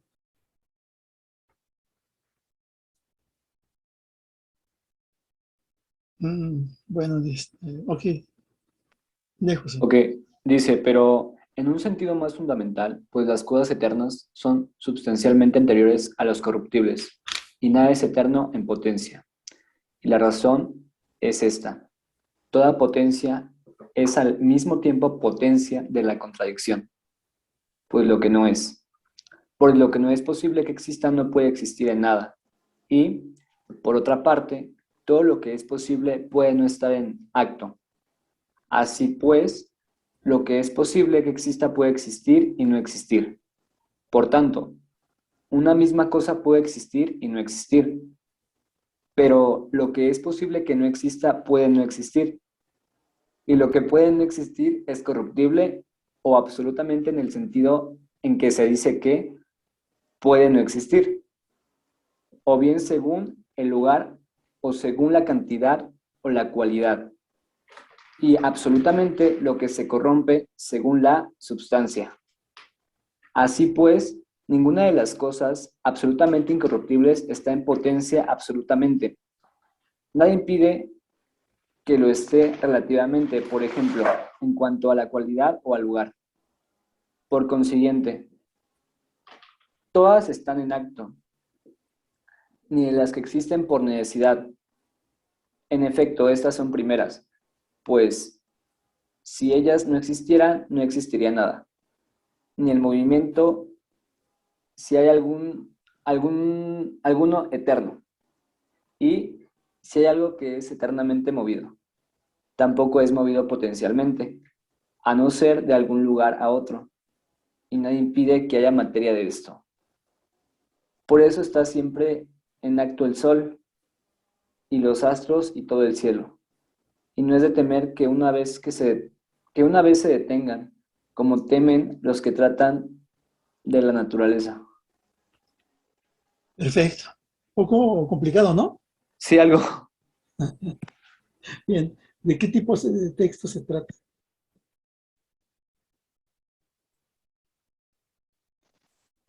Argumentativo. Argumentativo, por supuesto, pero también ¿Expositivo? expositivo. También hay elementos de exposición, por supuesto, ¿no? Y quizá alguien podría decir, también hay algo de descripción, no sé. Alguien podría decir, y siempre que si uno dice es descriptivo, tiene que decir por qué es descriptivo. Si uno dice es expositivo, tiene que decir por qué es expositivo, lo mismo argumentativo, ¿no?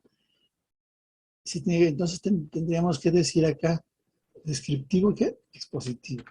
Entonces tenemos esto y vamos al texto, y así vamos teniendo orden en lo que hacemos, orden en que presentamos la información. Por ejemplo, acá uno podría decir acá, no, un tipo de texto, no, análisis, por ejemplo, ¿no? Análisis, por ejemplo, decimos análisis. Y entonces, acá igual ponemos análisis, sencillo. Creo que no hay ningún problema en esto. Porque es descriptivo. Díganme por qué este texto es descriptivo.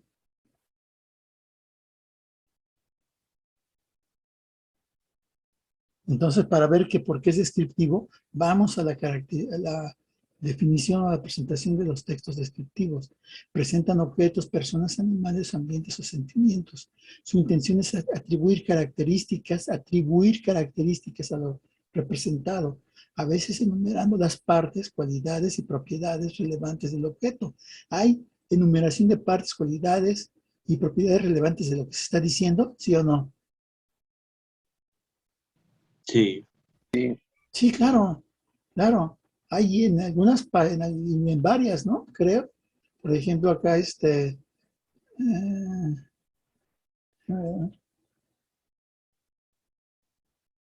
dónde? Donde dice, están siempre en acto, al final, el sol, los astros y todo el cielo. Así, pero antes había algo, a ver, ¿dónde? Es que no. ¿En qué línea más o menos está? Esa al final, ya casi al terminar el texto, el penúltimo renglón. Que dice que temen. ¿Temen? Uy. ¿Dónde? A ver, pero primero esto. Están siempre en acto y todo el cielo. Y no es de temer que una vez que se detengan, como tema indiscutible. ¿Esto qué sería?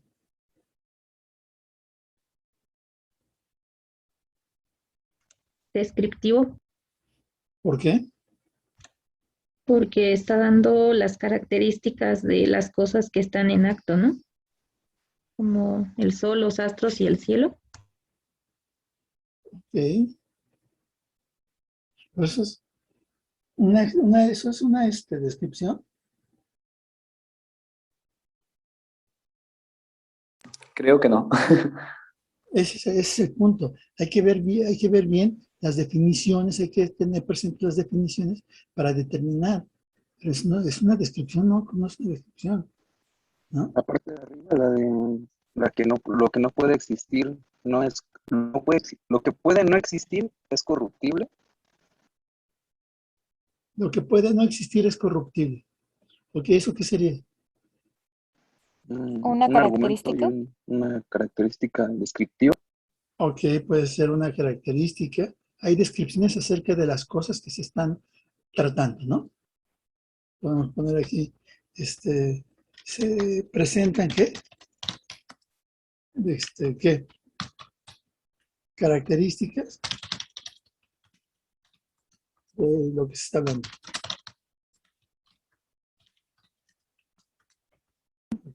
Por ejemplo, ¿qué?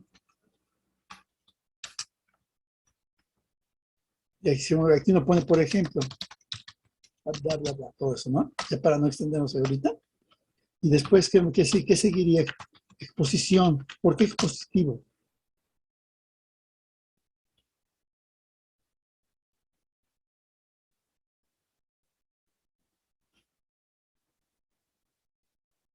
A ver, vamos a ver expositivo entonces.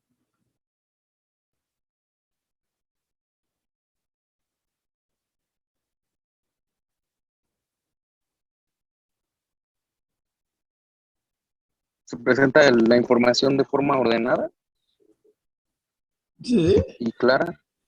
Es porque hay una explicación. Bueno, un segundo, Orlando. ¿Quién habló antes? Yo. A ver, ¿por qué dijiste eso? Porque se exponen la información de forma ordenada y clara. ¿Te parece claro? Pues algo, no tanto, pero más o menos. Bueno, ok. Ok, Orlando. Bueno, yo decía que porque hace una explicación, o sea, creo que se ha entendido el tema de que si algo existe o no existe, ¿no? Entonces, hace una exposición de existe esta tal que si existe y no existe, entonces va dando una explicación acerca de eso, ¿no? Yo quiero pensar, hasta cierto punto hay también también usa algunas descripciones para explicar esto, ¿no? O sí. Ok, solo hay que tener en cuenta, puede ser puede haber mucho de lo que tú dices, Orlando, pero hay que tener en cuenta una cosa, y repito, las explicaciones no son razones. Explicar no es dar razones. No sé si está claro eso, ya para ir cerrando esto lo dejamos para la siguiente clase, ya solo nos faltó una cosa muy breve. Déjenme ver aquí el chat.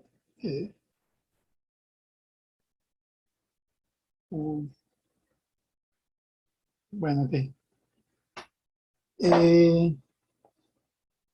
Profe, ¿cómo dijo eso de que explicar no es dar razones? Explicar no es dar razones. Exponer, en una exposición puede haber razones, pero explicar no son razones. ¿Ok? Vamos a poner un ejemplo. Bueno, voy a poner un ejemplo. Imaginen, por ejemplo, imaginen que una persona, que hay en un cuarto de hospital, está un médico, por ejemplo, en la cama hay un cuerpo de un hombre, y el hombre ha muerto. ¿Ok? Y con el hombre, con el médico, hay otra persona, mujer u hombre, no importa.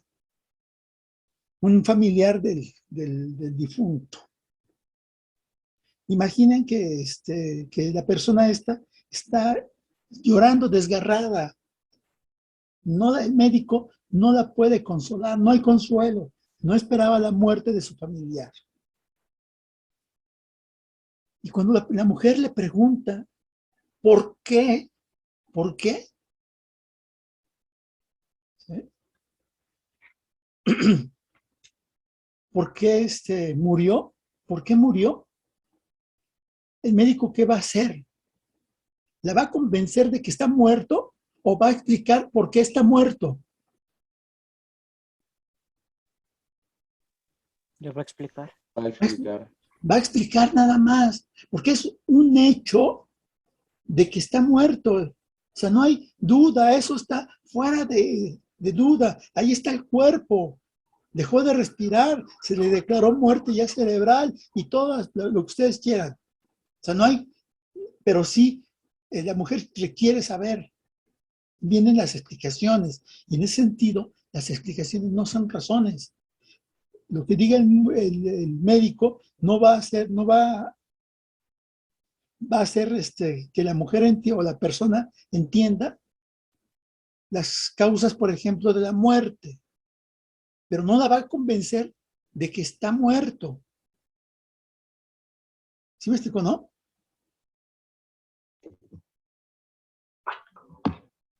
¿Me explico, no? Entonces, el fragmento de texto que acabamos de ver no es necesariamente expositivo, ¿no? No necesariamente es expositivo. Hay cosas que son argumentativas, que son, sobre todo el texto es argumentativo.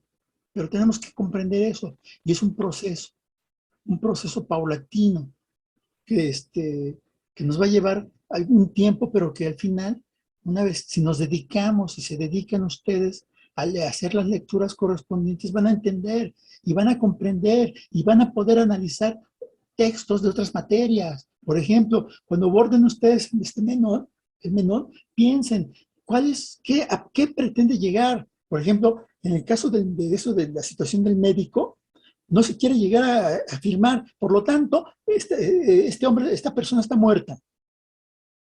¿Sí me explico, no? Se propone se afirma algo en el menón o en el fedón. Y una vez que se afirma algo, todo lo que viene, desde lo que se va a decir, tiene el objetivo de reforzar aquello que se sostuvo, que se afirmó. Eso es argumentar. Y si se convence, mejor. Pero eso ocurre en la práctica.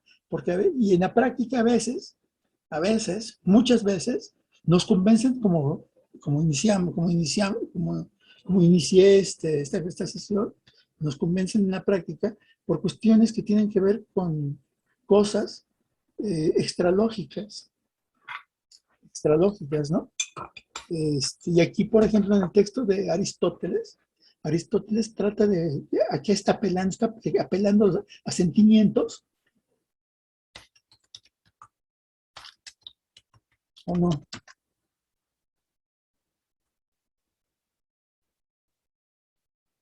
No.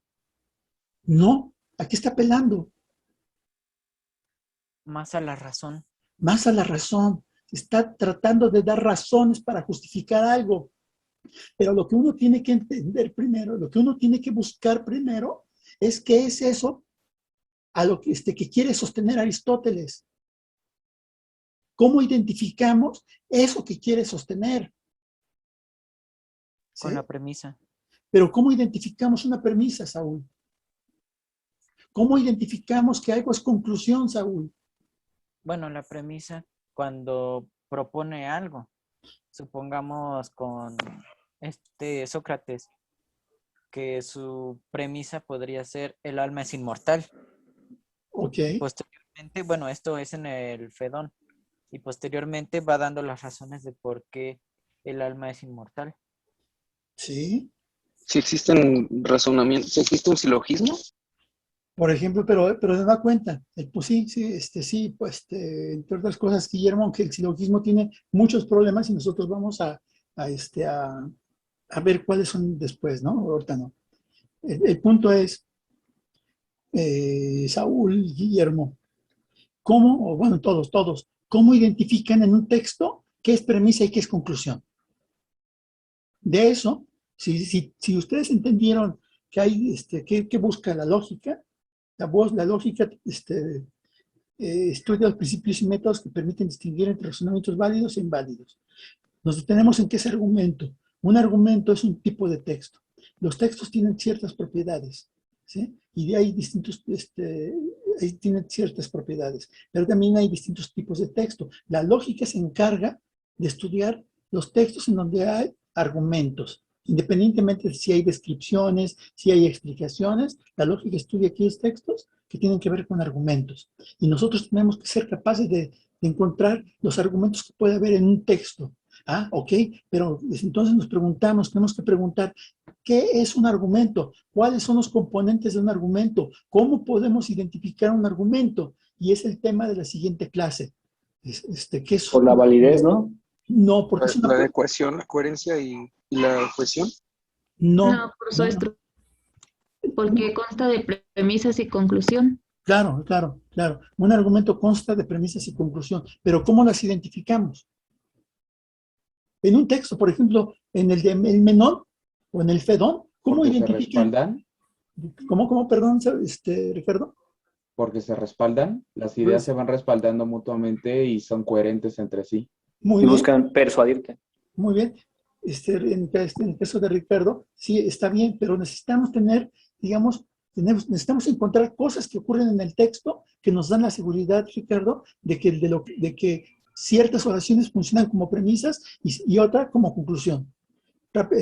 Darío. Puede ser como, por ejemplo, los comentarios así, o los símbolos que se ocupan en lógica, como se detectan las premisas, por ejemplo, sí y tal, y conclusión como luego o demás. Ok. Tienes razón. Vamos a ver que los argumentos tienen ciertas propiedades, algunas de las cuales tienen ciertas propiedades. Son compuestos de premisas y conclusión, y nosotros podemos identificar premisas y conclusión una vez que hemos encontrado lo que se llama indicadores de premisas e indicadores de conclusión. ¿Sí? Y una vez que entendamos eso, la búsqueda de argumentos y de cómo están estructurados va a ser mucho más sencilla. Para acabar, Alexis. Perdón. Sí, Alexis, que tenías levantada la mano. Solamente iba a comentar algo sobre las premisas y bueno, yo tenía como que la idea de que era algo que ya se daba como por hecho, era como algo que ya se daba por asentado y ya después venía como que la argumentación. Ok, eso de las premisas pueden ser eso, por supuesto, aunque vamos a ver que hay premisas que se dan, hay afirmaciones o ideas que se dan por hecho, pero que muchas veces no aparecen en los argumentos, ¿no? Y nosotros tendríamos, para poder hacer un buen análisis, tendríamos que saber qué premisas o qué afirmaciones fueron supuestas o fueron dadas por hecho. ¿Darío? No, perdón, olvidé bajar la mano. No, está bien. Bueno, traten de repasar los apuntes y traten de abordar el texto de Aristóteles, así un poco en términos generales. No se preocupen, traten de encontrar tipo de texto, sobre todo, y por qué no, siempre dar razones. Es un texto expositivo por esto, es un texto descriptivo por esto, es argumentativo por esto otro. Y si es argumentativo, ¿cuál es la conclusión? Y qué cosas se dan a favor de la conclusión. O sea, ¿cuáles son las premisas? ¿Vale? Y bueno, si no hay otra pregunta, nos vemos el próximo jueves. Mañana yo voy a esperar antes del mediodía subir los apuntes de clase. Profe, yo sí tengo una pregunta. ¿Cree que me pueda invitar al Classroom o pasarme el código? Claro, por favor. Te lo mando por correo, Iván. Ok, muchas gracias. Vale. No, ahora en 5 minutos ya lo tienes. ¿Alguien más?